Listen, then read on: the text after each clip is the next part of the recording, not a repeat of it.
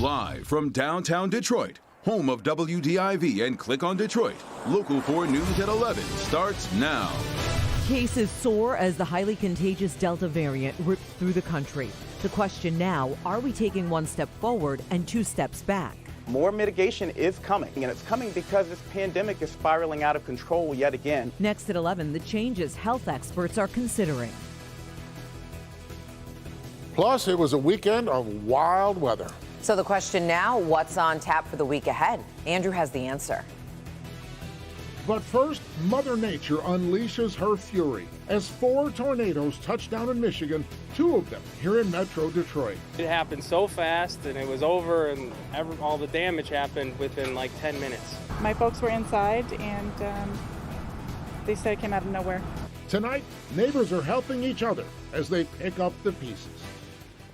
The Metro Detroit tornadoes ripped through Armada in northern Macomb County and White Lake in Oakland County. The township of Armada has activated a local state of emergency, and White Lake is now requesting that a state of emergency also be declared. The Armada tornado classified as an EF1 with winds up to 105 miles per hour. The White Lake Township tornado had winds up to 100 miles per hour. And you're looking at video of just some of the damage. Victor Williams is in Armada with a closer look at some of the cleanup.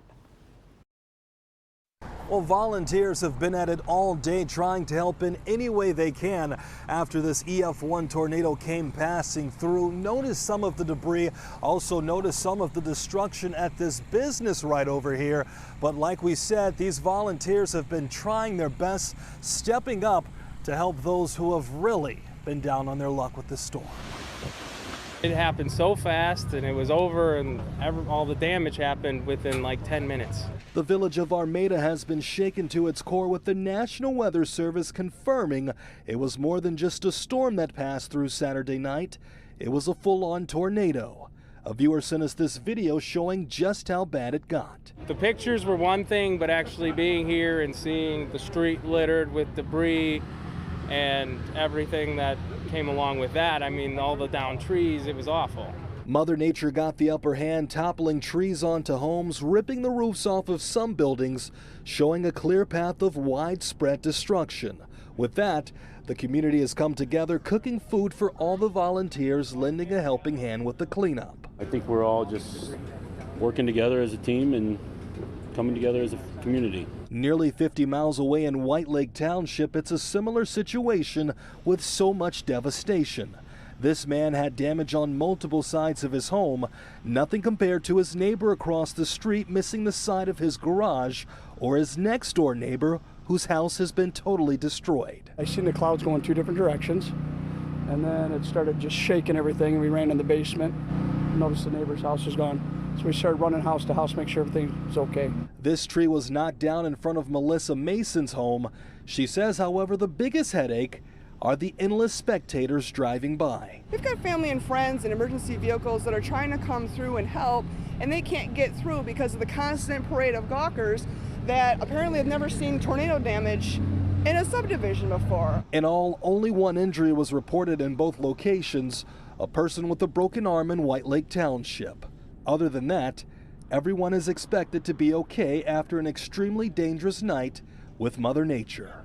I am so grateful that nothing happened to any of the individuals around here that I've talked to. Everybody came out with health and safety. And it's going to really take some time for all of these people to recover, but they'll be fine simply because they have each other. Victor Williams, Local 4. All right, thank you, Victor. Tonight, we also hear from a member of the Macomb County Sheriff's Office who lives in Armada and saw a lot of people coming together to help each other. Within 2 hours, people that I've never met before were out in front of the house, and we were cutting trees down, opening the roadway up to make sure the fire department could get through and get to other areas of the township and the village that they couldn't get to because the roads were so impassable. The sergeant says his area did not have too much home damage, but mostly trees and power lines pulled down. All right, turning our attention now to Dearborn, where neighborhoods flooded for the third time in recent weeks. Very strong wind and several inches of rain wreaked havoc last night. Posts on social media here showing water mains overflowing, massive trees toppled over. Rooftops to local businesses also collapsed in the storm. Folks say they feel they can't catch a break. They're blaming aging infrastructure, and they're also blaming elected officials. Every time it rains hard, it's always like, am I coming back home to a ocean in my house? The mayor that was here, he did nothing. I'm sorry, but he did nothing. And this new one, I don't know what he's doing. Now, the mayor of Dearborn says health issues have kept him from making any public appearances during the flooding. Meanwhile, city leaders urging anyone impacted by the recent flooding to head to the FEMA Disaster Recovery Center at the Henry Ford Centennial Library right there on Michigan Avenue. And once again, the freeways in Metro Detroit just couldn't handle all of the rain. Take a look at some video we shot last night from the Lodge and the Southfield freeways in Wayne County. Traffic there backed up for miles as drivers tried to navigate through that flooding. Some folks even tried pushing their cars out of the water. And take a look at this. This is what part of the freeway looked like today. That same part of the freeway, Sky 4 capturing cars left stranded on the side of the road. And you can see where the water there has receded on the Lodge. And DTE says there is extensive damage across Metro Detroit because of last night's storms. In fact, more than 600 downed wires were reported this morning. Right now, at last check, more than 72,000 customers are still without power. There are 243 crews working right now trying to restore some of that power. Ooh, that's a lot of bad news. After a wild weekend, it appears calmer conditions are in our future, and that's good. That is the good news. And Andrew, though, we're hearing it's going to be hot, hot, hot, right? That's right, and that's for tomorrow afternoon. But in between for tonight and tomorrow morning, fortunately, it is not only calmer, it is also going to be cooler and more comfortable. That being said, we also have flood concerns along at least one of our rivers here in southeast Michigan. The Rouge River in Detroit, also affecting areas like Redford and southern portions of Oakland County, rising above flood stage, and it'll stay that way for at least the next 24 hours, so you have high water there. As you know, if you come across any high standing water, whether it's because of rivers or creeks overflowing their banks or for any other reason, turn around, don't drown, whether it's late tonight or when you wake up on Monday. Make sure you stay back if you still encounter any down wires. Lots of crews have been out restoring power, though, and cleaning all of that up. If you're still using your generator, remember, before going to bed, make sure it is far away from your home. We don't want any mistakes when it comes to carbon monoxide. And the two tornadoes we talked about so far are Maida and White Lake Township. There was also a third one, and of course a fourth one up in Port Austin. This third one here over in Clayton Township, that's in Genesee County, also an EF1, but like the others, no injuries, no fatalities. That's the key point. We'll talk more about tomorrow afternoon and that hot weather coming up. Remember, you can track temperatures overnight or when you wake up in the morning. You can track Storm Tracker 4. Look for any rain that's on the way, because I do have it in the 7-day forecast with the local forecasters app. It is faster, it is easier, and it's free. The local forecasters app, search WDIV in your app store. All right, thank you, Andrew. New cases of COVID-19 have risen in all 50 states during the week that ended on Friday. Yeah, Dr. Fauci says the CDC is now considering revising COVID-19 guidelines to recommend that even fully vaccinated individuals wear masks in public as cases continue to surge.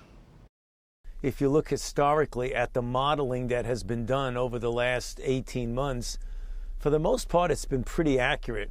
So I'm not so sure it would be the worst case scenario, but it's not going to be good. We're going in the wrong direction. Louisiana, in fact, now has the highest growth rate of cases in the entire country. Federal health officials blame the highly transmissible Delta variant, and they continue to urge the reluctant to get protected. Across the country, vaccination rates have hit their lowest level since the end of January. 30 states have fewer than half of their residents vaccinated.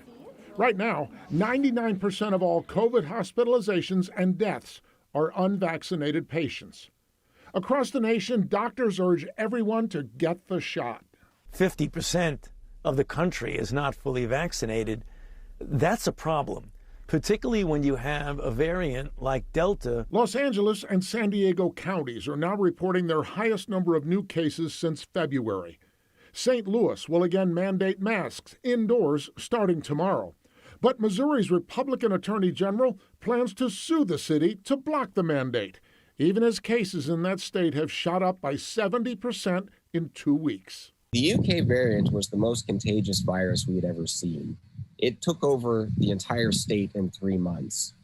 The Delta variant did that in 3 weeks. In San Francisco, many bars now require proof of vaccination for their customers.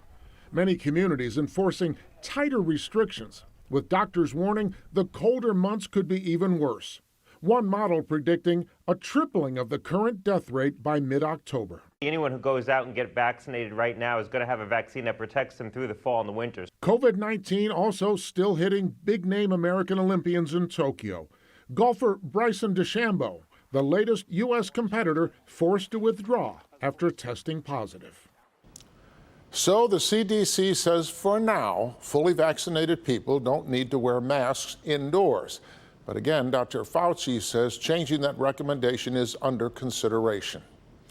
Here are the latest numbers in Michigan. On Friday, the state reported a 3-day total of 1,295 new cases.